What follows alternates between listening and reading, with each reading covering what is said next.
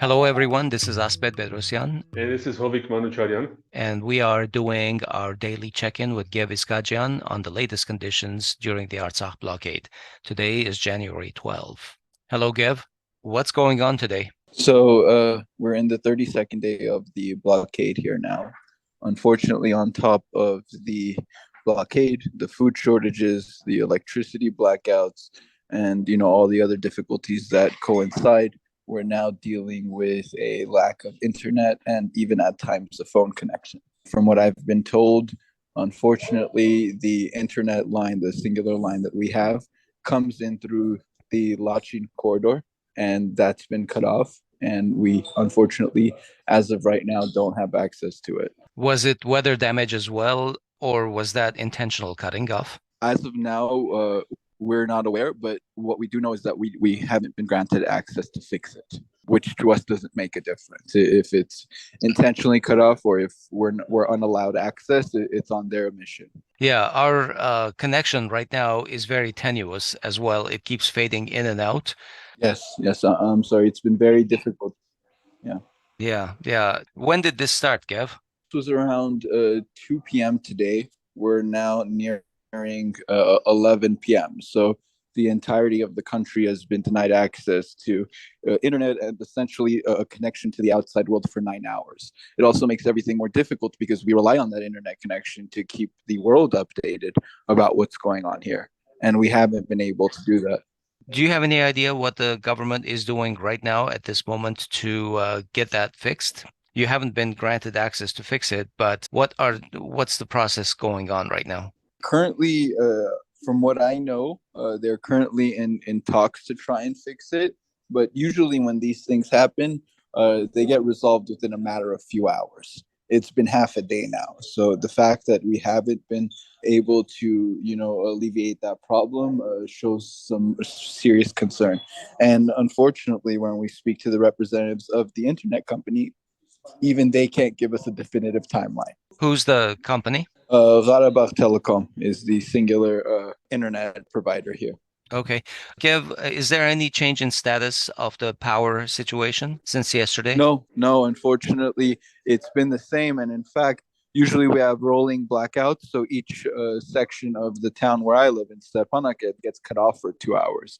Unfortunately, on top of those 2 hours that we know that are going to be cut off, we've had other times in the day where the electric grid is still overwhelmed and it's cut off as well.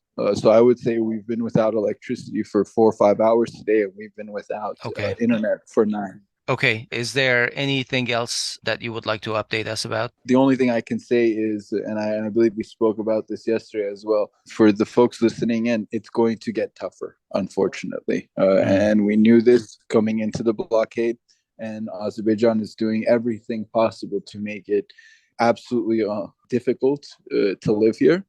And today they've made it even more difficult to communicate those difficulties.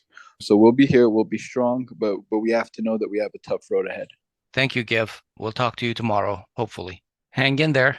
Stay strong. Thank you, Asbed. Thanks a lot. Take care. Bye-bye.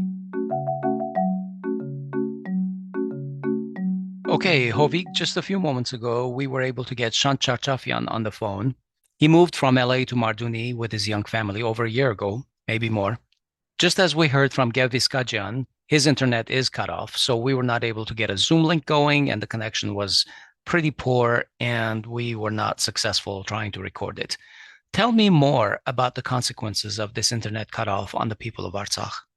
Well, I think that many people may not realize that access to internet is it's like access to any utility, sometimes even more. The doctors use it to get information to treat patients. Many medical devices have internet, are wired to the internet sometimes. Businesses use internet for transactions. So at any chain in an economy, where their internet may be required, then this will cause disruptions. And more internet is being recognized as a human right. So this is another way that the human rights of Artsakhis are being violated. There have been reports of even ATMs not working because some part of it, even in Western countries, because some part of the internet was down. Mm-hmm. So I wonder if people in Artsakh can have access to their finances through ATMs, which were already restricted because there was rationing and there was limits on the amount of money you could withdraw. And I regret that our attempted recording of our discussion with Shant did not succeed.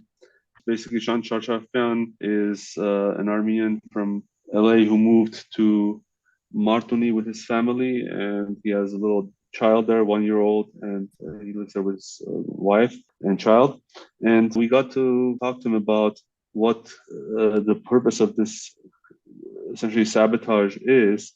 And it's just, he was explaining that it was just another way to increase psychological pressure on Artsakhis in order to force them to flee or to leave Artsakh. We remember yesterday Aliyev in his speech said that, if you want to leave Artsakh, then we will not check your paperwork. You're free to leave. But if you stay, then you must submit to our laws and our rules, which are essentially in a society that's teeming with hatred for anything Armenian. I don't know how people would agree to that. But, Shant mentioned that he is resolved, and most of the Armenians, more than 95% of Armenians in Artsakh have the resolve and will stay there. But this sabotage, this continued psychological torture on Armenians is intended to break the resolve, which he said that will not succeed.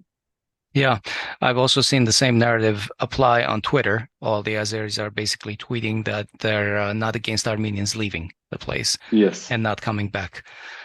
Okay, well, so much for today. We're going to try and get in touch with Gev tomorrow again, if that's going to be possible, because right now it seems like the Azeris are basically turning up the blockade a notch at a time every day. A couple of days ago, it was the power lines. Now it's the internet, which is what Gev suspected. Yes. That's right. If you recall, I think the gas was suspended for just about a day or so, about a month ago, and then it was restored. And we don't know where this is going to go. Right. Okay, Hovik. All right. Thank you. Take care.